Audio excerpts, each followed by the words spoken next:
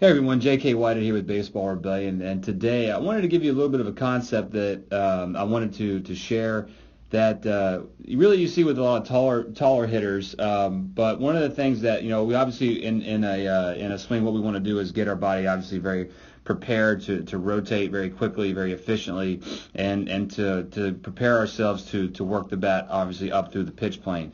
And this concept might not be for everybody, but if you're tall or you have a tall player who likes to start kind of tall, this is a good example. So this is Christian Yelich, obviously, who is an incredible hitter. And one of the things that he does exceptionally, I would say obvious that he does it, is he really changes his height, pre-foot down. And it's really obvious when you see it, but maybe not to the casual observer. So I thought I'd go through it here. And I got it from the front and side. And I think these are two different swings, but again, he's a pro, so it doesn't change.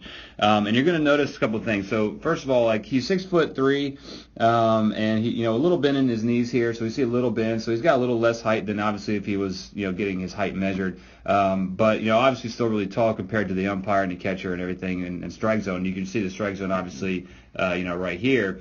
And you're going to see him go through his loading process obviously really early because he's trying to get to places and positions and stretching and things like that early enough to where he's ready, almost ready before he lets go. But you can see how much lower he gets, okay? So you can see from the top of the Fox Sports Go logo is kind of where he starts over here to the left. And as he gets ready, notice the lowering and the height change before he even really starts to go forward. He's almost under the word go. He's almost level with the umpire. All right, so there he is at toe down right about now, and he's even lower, right? So it's an interesting concept, and I don't know who he works with or what he's been taught. Obviously, he's been taught some really good stuff, and he uses his body well, but putting your head that much closer to the strike zone is an important piece, I think, of the puzzle during your loading process because it puts you in a position where you can see the back of the baseball and see the subtle changes that it might be making, and it's easier to rotate the bat up. When you stay tall, and I'm not just talking about angle back and things like that, I'm just talking about general height. It's tougher for taller players because the strike zone is at the knees, and usually the knees are pretty similar for every hitter.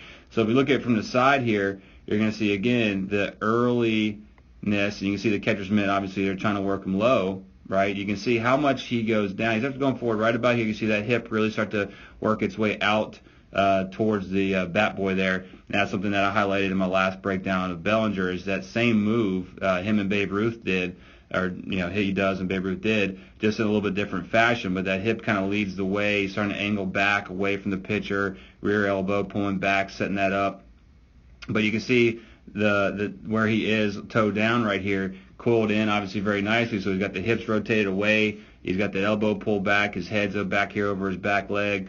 But just that height change is just very, very noticeable in him. And again, if I can get my head in the catcher's mitt, then that's going to put the ball in the best perspective for me and the part that I want to hit. So when you stay taller, you're literally only seeing the top half of the ball. Very much more difficult to try to get these angles in appropriate positions during the swing. So if you're trying to get those while you're swinging, which you see a lot of players try to do, is very, very, very difficult. And you can see that ball is out of the pitcher's hand. He's down to his toe here, right? Still coiled in, still got that nice angle back. But the point of this video and this concept is getting your head distance closer to the catcher's mitt so you can see the ball better. It's going to help with rotating up as well, so we know that he does a good job of turning the bat up from behind him as he does rotate. He plants that front side, really drives back well, and so he's able to rotate up. And you can actually see on the side here, that catcher's mitt just off the side of the screen here, but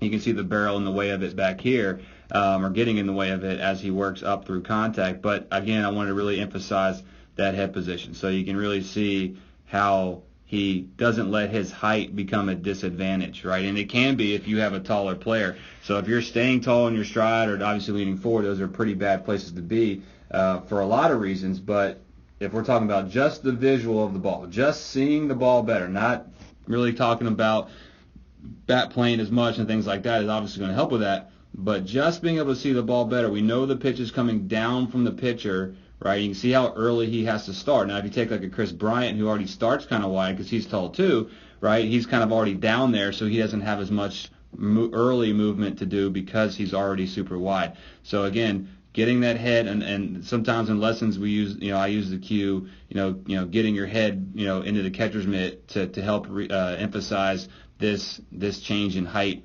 as he loads up to that front toe and he's ready. So I hope you guys enjoyed that. It's kind of an interesting concept, and he might not be thinking about it in that respect at all, and that's fine. Either way, I know that if I'm getting my body in a place where I can see the ball better, I'm going to have a better opportunity to strike it well, make better decisions about balls versus strikes, and ultimately increase my rate of success. So thanks a lot, guys. Hope this made sense. Please ask questions, and thanks for watching.